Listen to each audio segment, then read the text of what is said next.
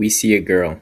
She is a rational girl, well versed in the technology and politics of her time. She has never had any mental illnesses. She has never been significantly mistreated.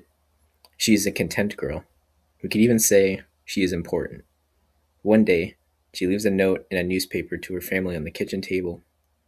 The note and the headline will tell them all they need to know. The date is a year far in the future, but not far enough. She goes to a field somewhere. She climbs to the top of a ladder she's prepared beforehand, and encircled by scrap wood and kindling. She douses the wood with lighter fluid, ignites it with a match, pauses to make sure the flames have spread, and shoots herself in the head. Her body falls. Her body burns.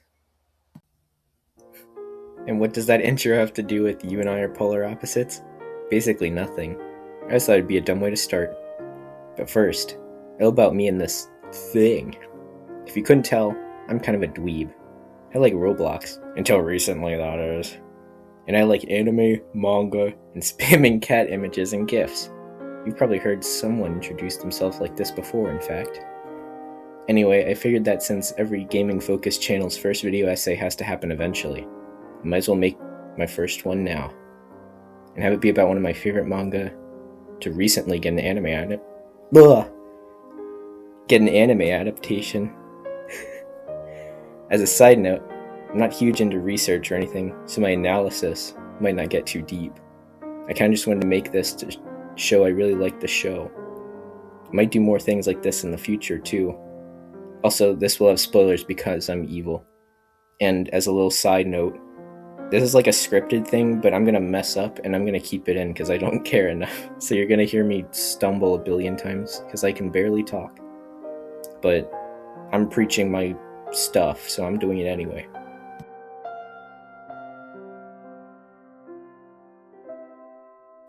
You and I are polar opposites, or just polar opposites as I call it in this video, is a manga recently turned anime that stars Suzuki, an XD random gyaru girl that is bad at smiling in photos and is too worried about her own self-image. The show is mostly about her own craziness, at the behest of her classmate Tawny, who is a hunky, burly man with glasses that doesn't care about his image, and always manages to keep stern and cool. It is because of this hunk energy that Suzuki falls in love, and unlike billions of other shows, they actually get into a relationship by the first episode.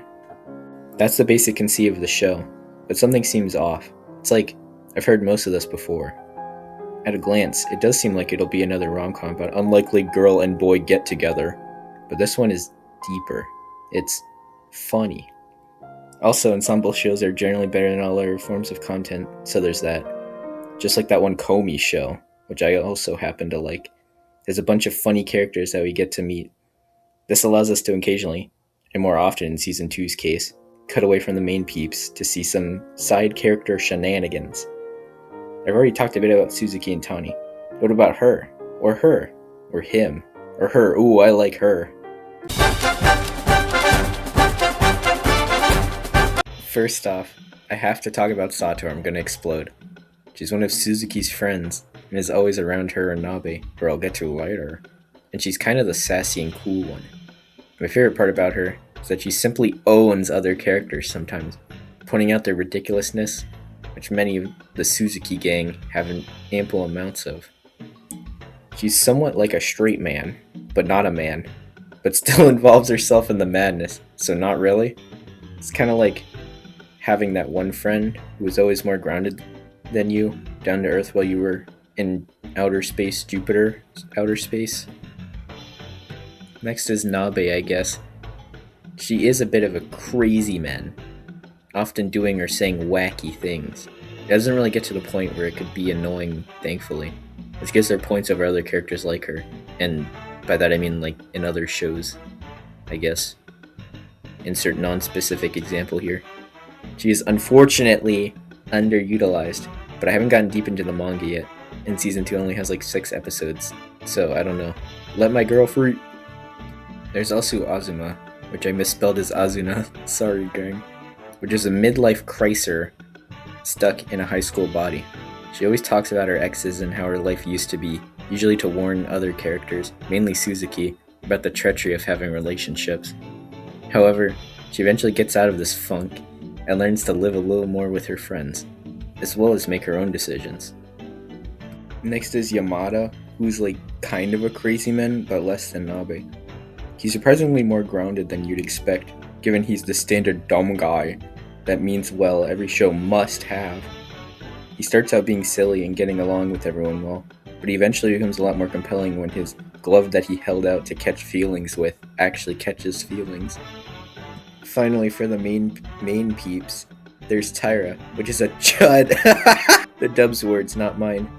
He is always brooding and thinking about how his life was somewhat mediocre in middle school, and how the impression he gave off ended up ruining the whole experience. Now he is incredibly self-conscious and a bit of a loser, but he still ends up in Suzuki group. Also, he gets teased by Azuma, I spelled it wrong again, oh my god, showing that they will get together because anime. There's also Honda and Nishi, who are in another class. They get introduced a little bit later, but they're kind of turned into somewhat main characters, kinda. First is Honda, who is a somewhat normal girl, but kind of hates all people in general, which is a trait many people could probably agree with. She often hangs around Nishi, who is the ludicrously shy girl every anime must have.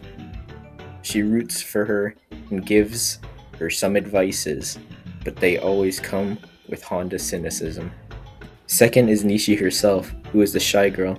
As I said before, Honda often roots for her because she's the girl that Yamada eventually gets with. She's kind of a goof who can't really talk to anyone, but she eventually learns to open up a little around Yamada. Her and Tyra are probably tied for the longest inner monologues.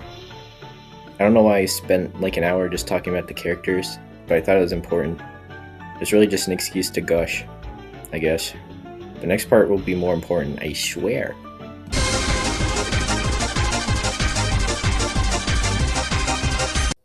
No, I don't know why I'm in hell now.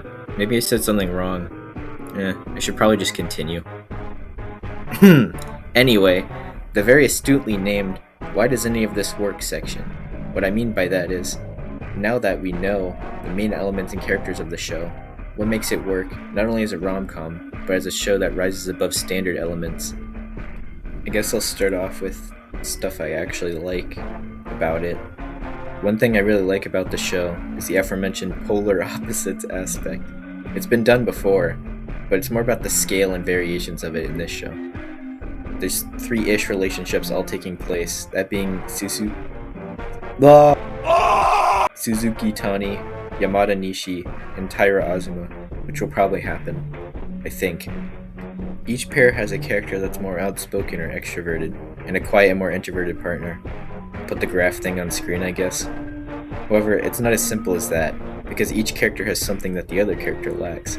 Take Tani and Suzuki for example. Despite Suzuki being outspoken and loud, she gets nervous around other people, mainly because she puts in so much effort to not come off as weird or strange. Even in the first episode, most of her inner dialogue is about how she tries too hard to protect her self-image. This is contrasted with Tani, who is always straightforward and often isn't bothered by his self-image. He may not be outspoken, but he isn't shy either, and he often takes the initiative in the more romantic moments between Suzuki and Tani. The other groups/relationships have similar dynamics, just being reversed in Yamada's case.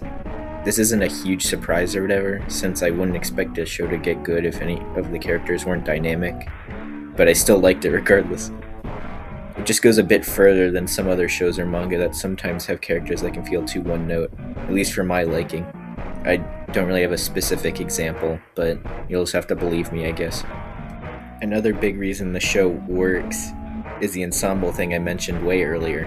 According to me, an ensemble cast show is a show that includes a large group of characters, but in a way where most of them still get focus. Where other shows would have a few main characters, maybe 2 or 3, ensemble shows often make it feel like the group itself is the main character, if that makes any sense. Polar Opposites is a great example of this abstract concept I've made, since Suzuki is the main character, but all the other peeps in the group also feel important. Not just because they appear a lot, but because they sometimes get portions of an episode dedicated just to them, as if they were the main character. It's not an exclusive feature of ensemble shows, but it's a feature greatly enhanced by having a larger group of characters. Basically, what I'm saying is I love these kinds of shows, so of course I'm gonna love this one. Next, I should talk about that one thing, the thing where they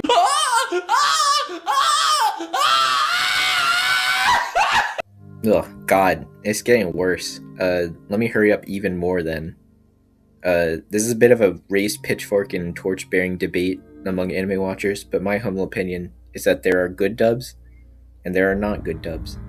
In this case, thankfully, the dub of Polar Opposites was greatly enhanced by the use of, Gen Alpha lingo. In the dub, Suzuki and her more extroverted friends often use bizarre language and mannerisms from the year of our Lord 2026, which does a fair amount towards authenticity, because of course they are like gyarus or whatever. Of course, this leads to it not really feeling Japanese, but I don't think that's always a bad thing, and that was likely the point in creating a dub, because like, if you wanted it to feel more Japanese, you would read the subs or something. I don't know. I don't personally prefer dubs, mainly because most of the shows I watched had less than good ones. I'm looking at you, Bandai. But sometimes dubs can be funny in ways the original show wasn't, and that's my main idea here. By using Gen Alpha language like chud or whatever, the show can create more opportunities for humor while highlighting the mannerisms of our main peeps. Since they are gyaru-ish in the sub and manga, the dub should reflect this too, and so it did, and it works a lot. If you're someone who doesn't think much of dubs, I suggest you watch this one, at the very least. It sets out to do everything a dub wants to do, which is to be faithful, of course. But a truly good dub sets out to be funny in ways the original perhaps wasn't. The Polar Opposites dub in particular feels like one of those things from like 10 years ago, where YouTubers would dub over anime with their own voices. I'm looking at you, manly idols. Shout out, by the way, I love that. At the end of the day, dub funny. Okay, what was the next one? I don't even know. You need to leave! Yeah, I'm ending the thing. I mean, just look at where I'm at. I gotta get out of here. Like I said when I started this, I don't really do a lot of research. I didn't really think I had to for something like this. This isn't really a huge, deep analysis video. It's more of just a thing I wanted to make, just to show how much I like the show, and also to get my obligatory video essay out early. Weird though. You'd think the first one would be about Roblox gears or something. That's like my entire thing. If I make any more anime analysis, I'll see you then. Or probably just go back to Isaac or something for a bit. Maybe in that one construction Roblox thing I teased on my posts. I don't really know though. I'll just do anything as always. Anyway, my name is Dr. Saka, our office. and this has been me talking for way too long. Enjoy your Saturday.